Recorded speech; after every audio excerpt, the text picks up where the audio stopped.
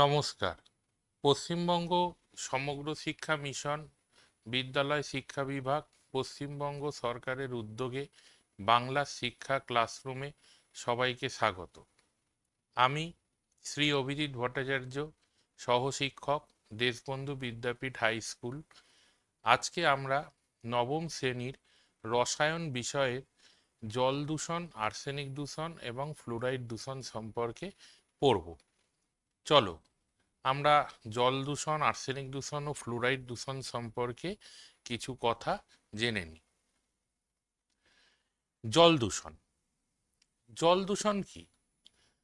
তোমরা জানো, তোমাদের চোখের সামনে, আমার ছোটবেলাতেও আমি দেখেছি যে আমাদের বাড়ির সামনের পুকুরে গরু স্নান করাচ্ছে, পশু স্নান করাচ্ছে, গরু স্নান করাচ্ছে। এছাড়াও আগে বাসন মাজা হতো, ছাই ইউজ করে বাসন মাজা হতো। এই সমস্ত কিছুই জলের সাথে মিশত। ফলে আমি বলতেই পারি যে জলের সঙ্গে অবাঞ্ছিত পদার্থ মিশত। তাহলে জলের সঙ্গে কোনো অবাঞ্ছিত পদার্থ মিশে যাওয়ার ফলে যদি জলের ভৌত, রাসায়নিক ও জৈব বৈশিষ্ট্যের এবং গুণগত মানের পরিবর্তন হয়। গুণগত মান বলতে এখানে কি হয়, পিএইচ এর পরিবর্তন হয়ে যায়। পিএইচ, আমাদের অ্যাসিডিক পিএইচ, ক্ষারীয় পিএইচ হয়, সেখানে পুকুরের জলে বারবার ওই সাবান, ডিটারজেন্ট বা আমাদের ছাই এইসব মেশার ফলে জলের পিএইচ এর পরিবর্তন হয়ে যায়। তাহলে গুণগত মানের পরিবর্তন হয় এবং তার ফলে জল ব্যবহারের অযোগ্য হয় এবং জীব সম্প্রদায় চরম ক্ষতির আশঙ্কা থেকে থাকে। তখন জলের সেই অবস্থাকে বলা হয় জল দূষণ। জল দূষণের কারণ ও তার ক্ষতিকারক প্রভাব কি কি হতে পারে। আমি একটু আগেই তোমাদের সঙ্গে বললাম যে জল দূষণের কারণ। জল দূষণ কি বললাম, যে গরু মোষ চান করানো, বাসন মাজা, কাপড় কাচা জলে, ইত্যাদি ইত্যাদি। এখন সেইগুলি আমি কতগুলো পয়েন্টে সাজিয়ে তোমাদের সামনে বলছি। যেটা হচ্ছে ডিটারজেন্ট দ্বারা জল দূষণ। সবার আগে জানতে হবে যে সাবান কি, ডিটারজেন্ট কি। সাবান হচ্ছে সোডিয়াম স্টিয়ারেট বা স্টিয়ার্টিক অ্যাসিডের একটা লবণ। আর ডিটারজেন্ট হচ্ছে অ্যালকিল বেনজিন সালফোনেট এবং সোডিয়াম ট্রাইপলিফসফেট, এই দুটো যৌগ দিয়েই আমাদের ডিটারজেন্ট তৈরি হয়। তাহলে অ্যালকিল বেনজিন সালফোনেট, একে সারফ্যাক্ট্যান্ট বলা হয়। অ্যালকিল বেনজিন সালফোনেটের প্রভাবে কি হয়, আমাদের জামা কাপড়ে যে নোংরা হয়, এই নোংরা মানে কি, তেল জাতীয় পদার্থ। তাহলে অ্যালকিল বেনজিন সালফোনেটের মাধ্যমে এই তেল জাতীয় পদার্থ জলে মিশে যায়। এখন কিরম অবাক অবাক লাগছে না, যে তেল তো জলে মেশে না, তাহলে এটা কিভাবে মিশলো, নাকি ঘটনাটা কি? ঘটনাটা হচ্ছে, আমরা ইমালশন বলে একটা কথা শুনেছি। ইমালশন যেমন ভাতের ফ্যান, ইমালশন। তারপরে দুধ হচ্ছে একটা ইমালশন। তাহলে ইমালশনটা কি? ইমালশন কি সেটা কিন্তু এখানে লেখা নেই, কিন্তু ইমালশন কি সেটা আমি বলে দিচ্ছি তোমাদের। দুটো অমিশ্রণীয় তরল, দুটো অমিশ্রণীয় তরলকে তৃতীয় কোনো পদার্থের উপস্থিতিতে যদি মেশানো হয় তাকে ইমালশন বলে। তাহলে এখানে দুটো অমিশ্রণীয় তরল কি কি? জল আর তেল, এ দুটো তো অমিশ্রণীয় তরল। এদের মেশাচ্ছে কে? Alkyl benzene sulphone. সেই জন্য ওখানে 2 নম্বর পয়েন্টে লেখা আছে, দেখো, অ্যালকিল বেনজিন সালফোনেটের প্রভাবে তেল জাতীয় পদার্থ জলের সঙ্গে সহজেই মিশতে পারে। যদি অ্যালকিল বেনজিন সালফোনেট না থাকতো তাহলে কিন্তু তেল জলে মিশতো না। তাহলে আমাদের 2 নম্বর পয়েন্টটা আরেকবার বলি।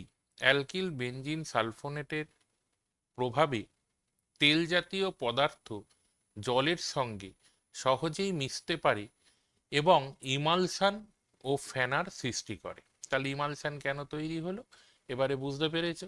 ফলে জলের গুণগত মান নষ্ট হয়। কেন জলের গুণগত মান নষ্ট হলো? কারণ ওই আমাদের জামা কাপড়ে যে তেল জাতীয় পদার্থটা আছে সেটা জলে মিশে গেল।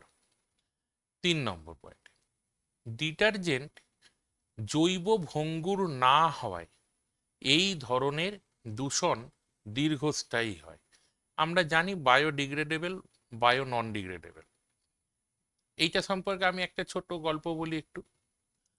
যে আমরা কি করি, ঠাকুরের ফুল কোথায় ফেলবো? প্লাস্টিকে বেঁধে জলে ফেলে দিই। তোমরা বলো তো, এটা কি উচিত? আমরা কি উচিত কাজ করেছি? কখনোই নয়। কেন?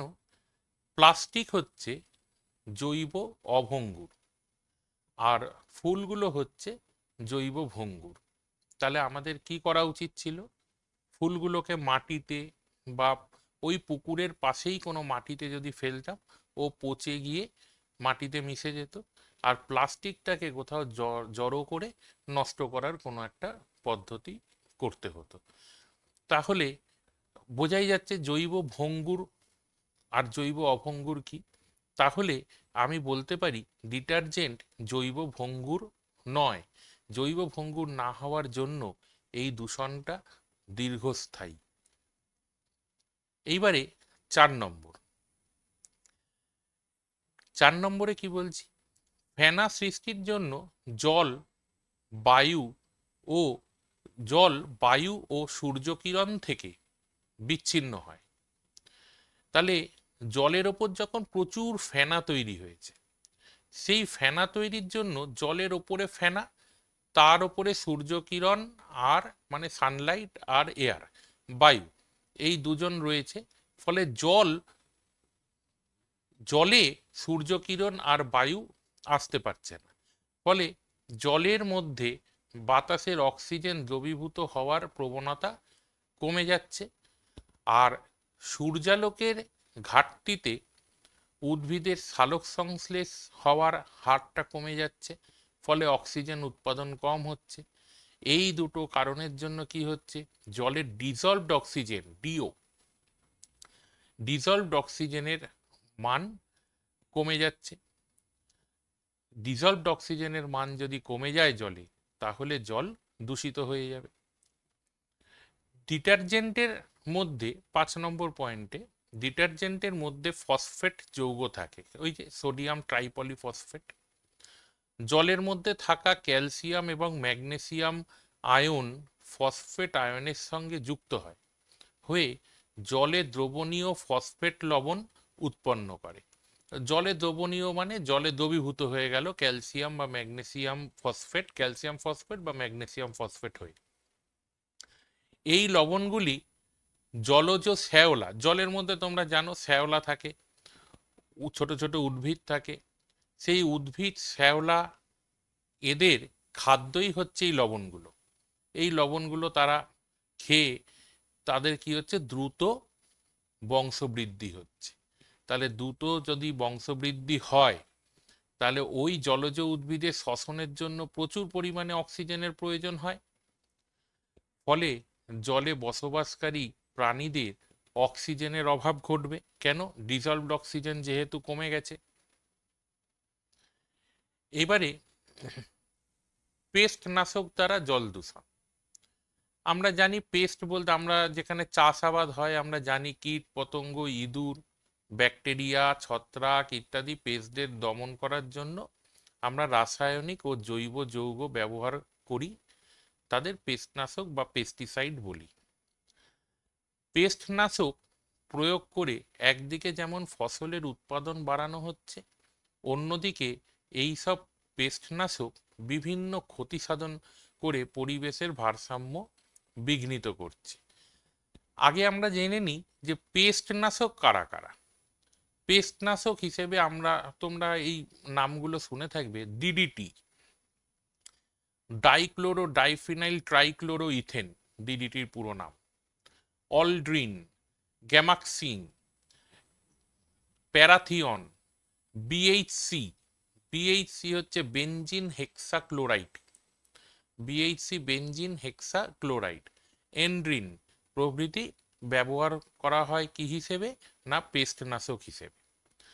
এই সমস্ত পেস্টনাশক বৃষ্টির জলের সাথে কি হয়, ধুয়ে যখন আমরা চাষের জমিতে ইউজ করেছি, ব্যবহার করেছি, সেই সময় কি হয়, বৃষ্টির জলের সঙ্গে ধুয়ে জলাশয়ে, যেমন কাছাকাছি পুকুর, তারপরে ডোবা থাকতো আগে, ছোট ছোট নদ নদী হ্রদ এইসবে, এমনকি সমুদ্রের জলে এসেও এই পেস্টনাশকগুলো পড়ছে জলে দ্রবীভূত হয়ে এবং জলকে দূষিত করে তোলে। এই রাসায়নিক পদার্থগুলি জলজ প্রাণীদের জীবনহানি ঘটায়। যেমন জলজ প্রাণী কারা কারা? মাছ, গেরি, ঝিনুক ইত্যাদি। এরপরে 3 নম্বর যে বিষয়টা, সেটা হচ্ছে রাসায়নিক দ্বারা জল দূষণ। রাসায়নিক দ্বারা জল দূষণ বলতে গেলেই আমার সবার প্রথম যেটা আসবে সেটা হচ্ছে ইউট্রোফিকেশন। ইউট্রোফিকেশন কি, আমি একটু ছোট করে আগে বলে নিই। ইউট্রোফিকেশন হচ্ছে এই যে এতক্ষণ যে আলোচনাটা করলাম সেটাই তো, ওই জল যে দূষিত হলো, সেই দূষিত জলে ডিজলভড অক্সিজেনের মাত্রা যেই কমে যায়, কেন কমে যায়? না এই অ্যালগি মানে শৈবাল, তারপরে ছোট ছোট ফাইটোপ্ল্যাঙ্কটন, এরা কি করে, কচুরিপানা, এরা ওই সব খাবারগুলো খেয়ে প্রচুর পরিমাণে বংশবৃদ্ধি হয়। তো এবার যখন বংশবৃদ্ধি হয়, তাহলে ওরা যখন মারা যাচ্ছে, তাদের জৈব বিয়োজনের জন্য অক্সিজেনের দরকার হচ্ছে। সেই অক্সিজেন আমাদের ওই দ্রবীভূত অক্সিজেনই কাজ করবে, জলে দ্রবীভূত অক্সিজেন। তাহলে জলে দ্রবীভূত অক্সিজেন যদি কমে যায়, তাহলে কি হবে? ওই পুকুর আমাদের দূষিত হয়ে যাবে, পুকুর বা জলাশয় যেটাই বলি। এবারে আমি ইউট্রোফিকেশনটা কি বলছি সেটা আরেকবার পড়ছি। অল্প সময়ে অধিক ফলন লাভের আশায় কৃষি জমিতে urea, ammonium sulphate, super phosphate, ammonium nitrate, potassium nitrate ইত্যাদি রাসায়নিক সার প্রয়োগ করা হয়। কিন্তু অনেক সময় ব্যবহৃত সারের কিছু অংশ জলে দ্রবীভূত হয়ে নদ, নদী বা পুকুরে এসে জমা হয়।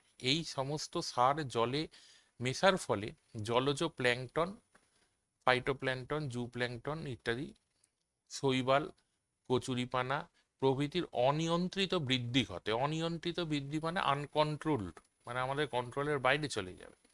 এবং ওই প্রচুর সংখ্যক জলজ উদ্ভিদের মৃত্যুর পর তাদের জৈব বিয়োজনের জন্য প্রয়োজনীয় প্রচুর পরিমাণ অক্সিজেনের প্রয়োজন হয়, যার ফলে ওই জলাশয়ে জৈব রাসায়নিক অক্সিজেন চাহিদা, বিওডি, বায়োলজিক্যাল অক্সিজেন ডিমান্ড, বা এখন বলা হয় বায়োকেমিক্যাল অক্সিজেন ডিমান্ড, কমে যায়। এই অবস্থাকে ইউট্রোফিকেশন বলে। আমাদের ইউট্রোফিকেশনটা খুব ভালোভাবে মনে রাখতে হবে। বিভিন্ন রাসায়নিক সার আবর্জনা জলে মেশার ফলে জলজ প্ল্যাঙ্কটন, শৈবাল প্রভৃতির অনিয়ন্ত্রিত বৃদ্ধির যে ঘটনা, একে অ্যালগাল ব্লুম বা শৈবাল ব্লুম বলা হয়। এটাও কিন্তু খুব ইম্পর্ট্যান্ট। ইউট্রোফিকেশনের ফলে জলাশয়ের অক্সিজেন কমে যাওয়ায় জলজ প্রাণীর যেমন মৃত্যু হয়, তেমনি গবাদি পশুও ওই দূষিত জল পান করে অসুস্থ হয়ে পড়ে এবং তাদের মৃত্যুও ঘটতে পারে। খরতা আমরা অস্থায়ী এবং স্থায়ী দুটি খরতাই আমরা রেজিন পদ্ধতিতে দূর করতে পারি। তার মানে অস্থায়ী এবং স্থায়ী খরজলকে রেজিন পদ্ধতিতে, রেদার বলা ভালো ক্যাটায়ন বিনিময়কারী রেজিন এবং অ্যানায়ন বিনিময়কারী রেজিন, এই দুটি পদ্ধতির মাধ্যমে আমরা মৃদু জলে পরিণত করতে পারি। তার মধ্যে একটা পার্ট হচ্ছে ক্যাটায়ন বিনিময়কারী রেজিন। এখানে আমি একটা ছবি দিয়েছি যেখানে ক্যাটায়ন বিনিময়কারী রেজিন রয়েছে,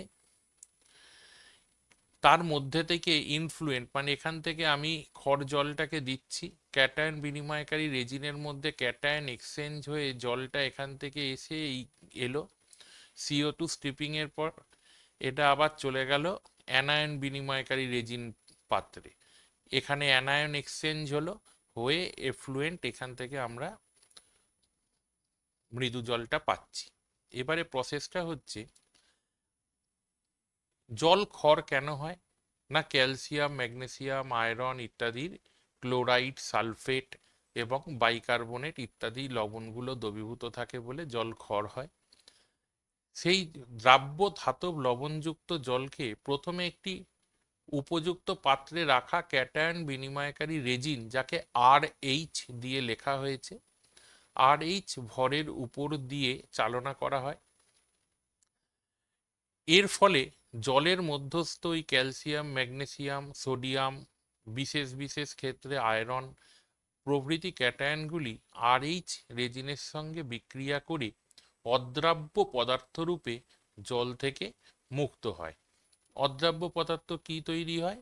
নিচে বিক্রিয়াতে দেখানো হয়েছে, দেখো, 2RH প্লাস CaCl2, তাহলে 2R, তার মানে ওটাকে আমি লিখতে পারি R2Ca, এটা হচ্ছে অদ্রাব্য, আর HCl 2HCl, তাহলে 2RH, RH হচ্ছে cation বিনিময়কারী raisin, 2RH plus CaCl2, তাহলে R2Ca প্লাস 2HCl। আবার সোডিয়ামের ক্ষেত্রেও RH plus NaCl, RNa plus HCl। কেন? N এর যোজ্যতা 1, ওখানে ক্যালসিয়ামের যোজ্যতা 2 ছিল, সেই জন্য এইভাবে ব্যালেন্সটা দেখতে হবে। 2RH প্লাস MgSO4, তাহলে R2Mg প্লাস H2SO4। এইভাবে আমাদের ক্যাটায়ন বিনিময়কারী রেজিনের মধ্যে দিয়ে যখন ওই ক্ষার জলটা যাচ্ছে, তখন ক্যাটায়ন এক্সচেঞ্জ হচ্ছে। এভাবে জলের মধ্যস্থ সব ধাতব ক্যাটায়নগুলি দূর হয়, কিন্তু জলে ক্লোরাইড, কার্বনেট, সালফেট ইত্যাদি অ্যানায়নগুলি থেকে যায়। ক্যাটায়ন বিনিময়কারী রেজিনে তো আর অ্যানায়ন চেঞ্জ হবে না, ক্যাটায়ন চেঞ্জ হয়ে গেছে, এবার অ্যানায়নটা সেই এরূপ বিক্রিয়া জলের ক্যাটায়ন হিসেবে শুধুমাত্র H+ আয়ন থাকে। এখন আবার ওই জলটাকে পাশে রেজিন যে পাত্রে রাখা আছে তার মধ্যে দিয়ে পাঠানো হবে। অ্যানায়ন বিনিময়কারী রেজিনকে আমরা লিখি RnH2।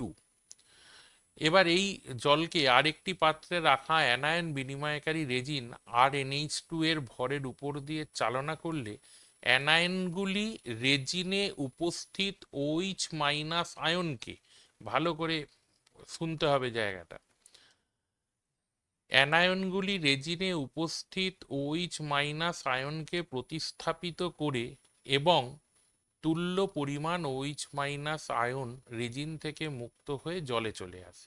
এই প্রতিস্থাপিত, এই কথাটার মানে কি? দেখো, আমরা সবাই স্কুলে পড়ি ছোট থেকে একসঙ্গে, আমরা দেখেওছি, খেলেওছি এমন একটা খেলা যেটা হলো রুমাল চোর। রুমাল চোর খেলায় কি হয়? রুমাল চোর খেলায় রুমাল নিয়ে দৌড়চ্ছি, আমি একজন আছে, যে কোনো একজনকে চুজ করে তার পিছনের রুমালটা রেখে দিলাম, যাকে রুমাল রাখলাম সেই চোর, তাহলে সে সরে গেল, সেই জায়গায় গিয়ে আমি বসলাম।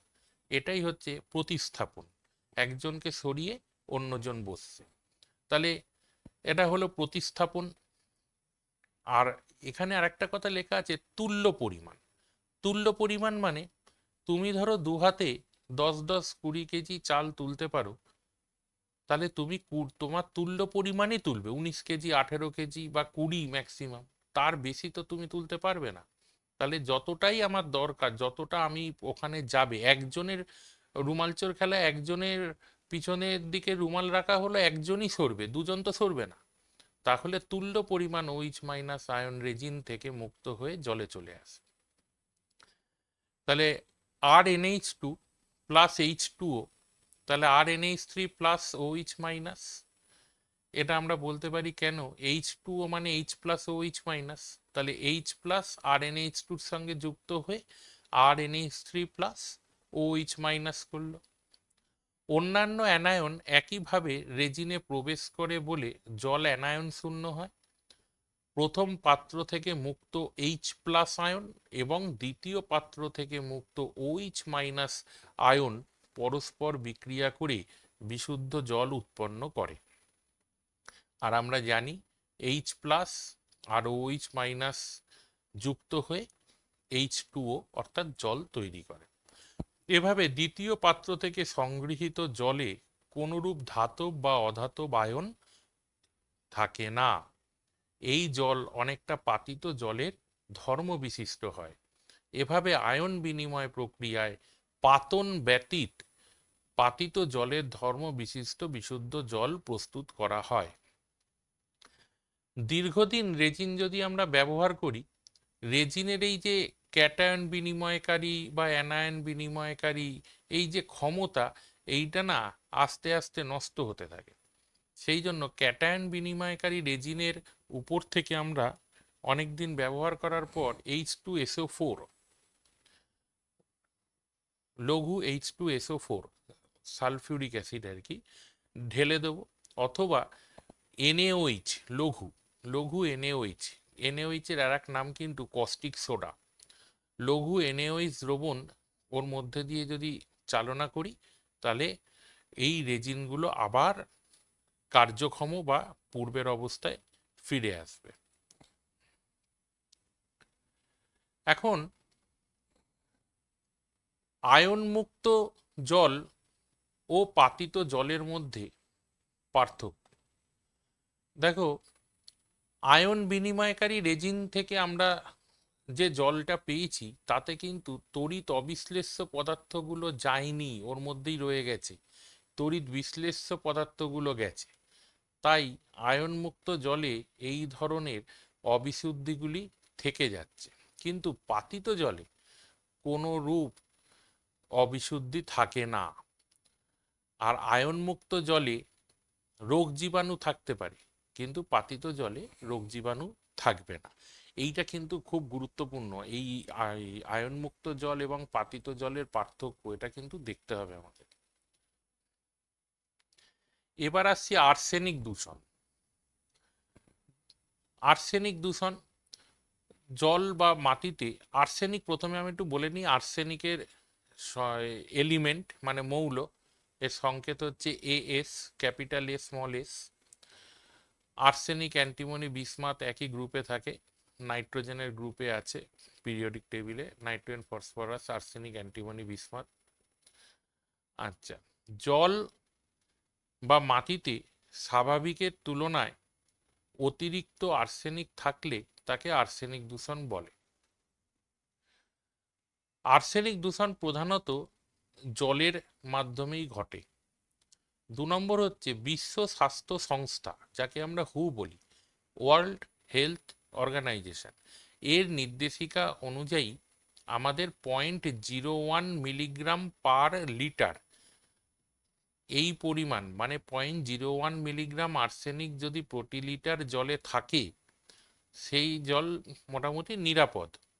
কিন্তু 0.05 মিলিগ্রাম পার লিটার এর অধিক হয়ে গেলে সেই জল কিন্তু পান করা স্বাস্থ্যসম্মত নয়, যদিও হুয়ের নির্দেশিকা হচ্ছে 0.01 মিলিগ্রাম পার লিটার। আর্সেনিক দূষণের উৎস। আর্সেনিক দূষণ কি কি? কৃষিক্ষেত্রে আগাছানাশক ও কীটনাশক হিসেবে আর্সেনিক যৌগ ব্যাপকভাবে ব্যবহৃত হয়। বৃষ্টির জলের সঙ্গে ওই আর্সেনিক যৌগের কিছু অংশ চুইয়ে ভূগর্ভস্থ জলকে দূষিত করে। 2 নম্বর হচ্ছে বর্তমানে অতিরিক্ত বেহিসেবি জলের ব্যবহারে ভূগর্ভস্থ জলস্তরকে আর্সেনিক পকেটের নিচে নিয়ে গেছে। আর্সেনিক পকেট মানে আমার একটা স্তর পর্যন্ত আমি জানি এখানে আর্সেনিক পাওয়া যাবে না, কিন্তু আমরা ভূগর্ভস্থ জল বিভিন্ন কাজে এত পরিমাণ তুলে নিচ্ছি যে আমাদের আর্সেনিক পকেটের কাছে ওইটা পৌঁছে গেছে, সেই জন্য ওখান থেকে আর্সেনিক দূষণ হওয়ার সম্ভাবনা রয়ে গেল। 3 নম্বর, কারখানা থেকে উৎপন্ন আর্সেনিকযুক্ত বিষাক্ত বর্জ্য পদার্থ বৃষ্টির জলের সঙ্গে মিশে ভূগর্ভস্থ জলে চলে আসছে। এর প্রভাব, আর্সেনিক দূষণের প্রভাব ও প্রতিকার। প্রভাব হচ্ছে দুটো প্রভাব আগে বলি। আর্সেনিকযুক্ত জল সর্বনিম্ন 6 মাস খেলে বা তার থেকে আরেকটু বেশি দিন, মানে সর্বোচ্চ 2 বছর পর্যন্ত খেলে আর্সেনিকোসিস রোগ হয়। আর কি হয়? চোখ লাল হয়ে যেতে পারে, মুখে ঘা হতে পারে। এছাড়া এখানে ব্ল্যাক ফুট ডিজিজ হয়।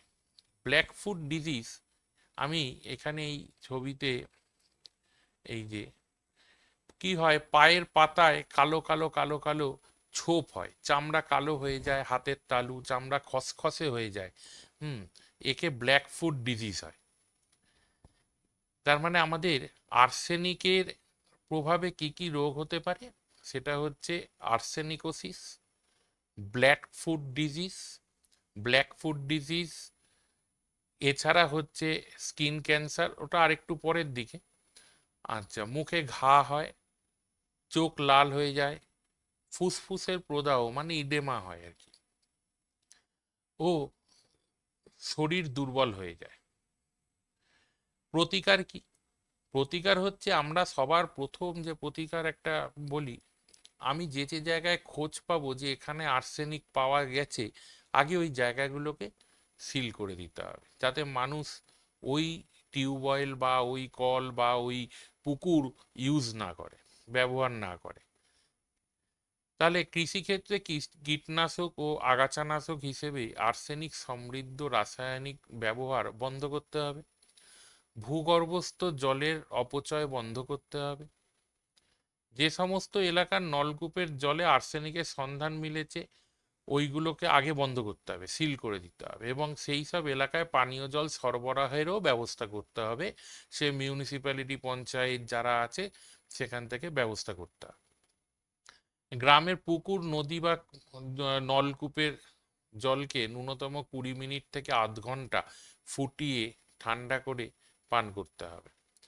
আর এটা তো আমরা জানি, 2004 সালে আর্সেনিক টাস্ক ফোর্স গঠন করা হয়েছিল, যারা মাটির নিচে আর্সেনিক স্তরগুলিকে সরাসরি সালফার ঘটিত পলিমার মিশিয়ে আর্সেনেট জলকে অদ্রাব্য আর্সেনেটে পরিণত করবে। মানে আর্সেনেট ওখানে দ্রবীভূত আছে, তাকে সালফার পলিমার মিশিয়ে অদ্রাব্য আর্সেনেটে পরিণত করবে, যাতে কিনা ছেঁকে সেই আর্সেনিক মুক্ত করা যায়। জল থেকে আর্সেনিক যৌগ দূরীকরণ কিভাবে করা যায়? আর্সেনিক যৌগ মিশ্রিত জলে ব্লিচিং পাউডার ও সোডিয়াম হাইপোক্লোরাইটও হচ্ছে একটা ক্লোরিনের যৌগ, যোগ করে ফিল্টার করলে যে পরিশ্রুত জল পাওয়া যায়, তাতে ফিটকিরি মেশালে আর্সেনিক থিতিয়ে পড়ে। এভাবে জল আর্সেনিক মুক্ত করা যায়। আবার ফিটকিরিতে অ্যালুমিনিয়াম আয়ন আছে, যার জন্য কোয়াগুলেশন হবে। সাধারণত যেসব জলে ফিল্টার পাওয়া যায়, তার ক্যান্ডেলে একটি কাপড়ের থলে বেঁধে অ্যালুমিনা Al2O3 অথবা ফেরিক হাইড্রক্সাইড FeOH3 রাখতে হবে। ওর মধ্যে জল প্রবাহিত হওয়ার ফলে আর্সেনিক আয়নগুলি অ্যালুমিনা ও ফেরিক হাইড্রক্সাইড দ্বারা অধিশোষিত হবে। অধিশোষিত মানে শোষণ নয়, অধিশোষণ মানে ওর উপরে এসে বসবে। অধিশোষিত হওয়ার ফলে আর্সেনিক মুক্ত জল পাওয়া যায়। আয়ন বিনিময় প্রক্রিয়ায় আয়োডিনযুক্ত রেজিন ব্যবহার করে জলকে আর্সেনিক মুক্ত করা যায়। এইটা কিন্তু লাগবে। আয়ন বিনিময় প্রক্রিয়ায় আয়োডিনযুক্ত রেজিন ব্যবহার করা হয়। এমনিতে রেজিন হচ্ছে সিনথেটিক, মানে তৈরি করা হয় জৈব যৌগ, ঠিক আছে। এখানে আয়োডিনযুক্ত রেজিন ব্যবহার করে জলকে আর্সেনিক মুক্ত করা যায়। পশ্চিমবঙ্গে মালদা, মুর্শিদাবাদ, উত্তর ও দক্ষিণ 24 পরগনা, এগুলো আর্সেনিক দূষণ প্রভাব পরিলক্ষিত হয়। এবার হচ্ছে ফ্লুরাইড দূষণ। ফ্লুরাইড দূষণ প্রধানত পানীয় জলের মাধ্যমে ঘটে। তবে ফ্লুরাইড দূষণ 1 মিলিগ্রাম পার লিটার, তার মানে প্রতি লিটার জলে যদি 1 মিলিগ্রাম করে ফ্লুরাইড থাকে, তাহলে সেটা পানের যোগ্য, সেই জল আমরা খেতে পারি, এবং তাতে আমাদের দাঁতের জন্য যেটুকু ফ্লুরাইড দরকার হয় সেটাও পাওয়া যায়। কিন্তু 10 মিলিগ্রাম পার লিটার ফ্লুরাইড যদি থাকে, সেই জল কিন্তু পানের অযোগ্য। অতিরিক্ত ফ্লুরাইড দাঁতের এনামেলে সাদা বর্ণকে হলুদ বা কালো করে তোলে। এই যে আমি এখানে দেখিয়েছি একটা ছবিতে যে হলুদ করে দিয়েছে ফ্লুরাইড। ফ্লুরাইড দূষণের ফলে মানুষের ফ্লুরোসিস রোগ হয়। তাহলে মানুষের কি রোগ হয় ফ্লুরাইড দূষণের ফলে? ফ্লুরোসিস রোগ হয়। ফলে অস্থি বক্রতা, শারীরিক বিকৃতি, পঙ্গু হয়ে পড়া প্রভৃতি লক্ষণ প্রকাশ পায়। আর একটা যেটা খুব দরকারি, দেখো আমি এখানে ছবিতে দেখিয়েছি যে নক নি সিনড্রোম। তার মানে ফ্লুরাইড, জলে ফ্লুরাইড দূষণের প্রভাবে নক নি সিনড্রোম রোগ দেখা যায়। এই রোগে হাঁটুর নিচে থেকে পা বাইরের দিকে বেঁকে যায়। একে নক নি সিনড্রোম বলে। পানীয় জল থেকে তাহলে ফ্লুরাইড কিভাবে অপসারণ করব? ফ্লুরাইড মিশ্রিত জলেও অ্যালুমিনা ফিটকিরি মেশালে ফ্লুরাইড অধিশোষিত হয়, অধিশোষণ একটু আগেই বলেছি, এবং জল ফ্লুরাইড মুক্ত হয়। আয়ন বিনিময় পদ্ধতিতে পানীয় জল ফ্লুরাইড মুক্ত করা যায়। ক্ষার, ক্লোরিন এবং অ্যালুমিনিয়াম সালফেট বা অ্যালুমিনিয়াম ক্লোরাইড দ্বারা পানীয় জল ফ্লুরাইড মুক্ত করা যায়। আর তাপবিদ্যুৎ কেন্দ্র থেকে প্রাপ্ত ফ্লাই অ্যাশ রাসায়নিক উপায়ে কিছুটা পরিবর্তন করে তার মধ্য দিয়ে ফ্লুরাইড জল চালনা করলে জল ফ্লুরাইড মুক্ত হয়। এখন আমরা এইগুলো পরে কিছু কোশ্চেন রেখেছি যেগুলো একটু বলবো, যেগুলো বিষয়ের মধ্যেই বা আমি পড়িয়েছি তার মধ্যেই রয়েছে। আমি একটু হেডিংটা করেছি অতি সংক্ষিপ্ত ও বহু বিকল্প ভিত্তিক প্রশ্ন মেশানো আছে। যেমন প্রথমেই দিয়েছি অস্থায়ী ক্ষরজলের জন্য নিচের কোন লবণটি দায়ী বলে চারটে দিয়েছি। Calcium sulphate, magnesium chloride, ferrous bicarbonate, table salt. তাহলে আমরা কি জানি অস্থায়ী ক্ষরজল কোন অ্যানায়নটার জন্য হয়? বাইকার্বনেট। তাহলে আমি এখানে কি করব, দেখব যে অ্যানায়নটা দেখব সালফেট, তার মানে এটা ক্রস হবে না। ক্লোরাইড হবে না। বাইকার্বনেট আছে, আমরা জানি বাইকার্বনেটের জন্যই হয়, তাহলে এটা ঠিক। তবুও টেবিল সল্টটা কি? আমরা কিন্তু এখানে কোনো দেখিনি কিছু, টেবিল সল্ট দেখছি। টেবিল সল্ট কি? টেবিল সল্ট হচ্ছে আমাদের ডাইনিং টেবিলে যে সল্ট থাকে তাকে টেবিল সল্ট বলে। সেটা কি? Sodium chloride. তাহলে ক্লোরাইড তো হবে না, সুতরাং 4 নম্বরটাও হবে না। তাহলে হবে কোনটা? Ferrous bicarbonate. তাহলে বোঝা গেল বাইকার্বনেট থাকলে তবেই অস্থায়ী ক্ষরজল হবে। সেইটা এখান থেকে আমি তাহলে চুজ করব কোনটা? 3 নম্বরের অপশানটা। এবার হচ্ছে পাতিত জল আয়নমুক্ত জলের চেয়ে বেশি বিশুদ্ধ, সত্য না মিথ্যা? একটু আগেই আমরা কি বলেছি, আয়নমুক্ত জলে আমরা আয়নগুলোকে আলাদা করেছি, কিন্তু তড়িৎ অবিশ্লেষ্য পদার্থ যেগুলো রয়েছে সেগুলোকে তো আলাদা করতে পারিনি। কিন্তু পাতিত জলে সেগুলোও তো নেই, আবার রোগ জীবাণুও নেই। তাহলে বেশি বিশুদ্ধ কে? পাতিত জল। তাহলে এটা সত্য। তাহলে এটা কি হবে? সত্য। এখন রেজিন হলো জটিল আণবিক গঠনযুক্ত সংশ্লেষিত জৈব যৌগ। এটা আমার স্লাইডের মধ্যেই রয়েছে, তোমরা দেখেওছো, আমি বলেওছি যে রেজিন হলো জটিল আণবিক গঠনযুক্ত সংশ্লেষিত জৈব যৌগ। কথাটি ঠিক। 4 নম্বর, কেন্দ্রীয় পরিবেশ মন্ত্রকের নির্ধারিত মান অনুসারে 100 ml জলে কলিফর্ম ব্যাকটেরিয়ার সংখ্যা 500-র বেশি হলে সেই জল গুণমান যোগ্য, সত্য অথবা মিথ্যা? দেখো একটু আগে আমরা বলেছি পুরো কথাটাই ঠিক আছে, খালি এখানে বেশি কথাটা লেখা আছে, বেশি না, 500 পর্যন্ত। 100 ml জলে কলিফর্ম ব্যাকটেরিয়া 500 পর্যন্ত হলে গুণমানযোগ্য, 500-র বেশি নয়। তাহলে এখানে 500-র বেশি লিখেছে মানে এটা মিথ্যে। আচ্ছা, 5 নম্বর হচ্ছে ব্ল্যাকফুট ডিজিজ কোন মৌলের দূষণের জন্য হয়? একটু আগেই আমরা পড়েছি ব্ল্যাকফুট ডিজিজ কোন মৌলের দূষণের জন্য হচ্ছে? আর্সেনিক। 4 নম্বর অপশন। তারপরে আবার একটা রোগের নাম দেওয়া হয়েছে নক নি সিনড্রোম। জলে কোন মৌলের দূষণের জন্য দেখা যায়? এটা তো আমরা একটু আগে পড়েছি, ফ্লোরিন। এফ, প্রথম অপশানটা। নক নি সিনড্রোম কি? ওই যে পায়ের হাঁটুর নিচ থেকে বেঁকে যাবে। বিওডি এর সম্পূর্ণ নাম লেখো।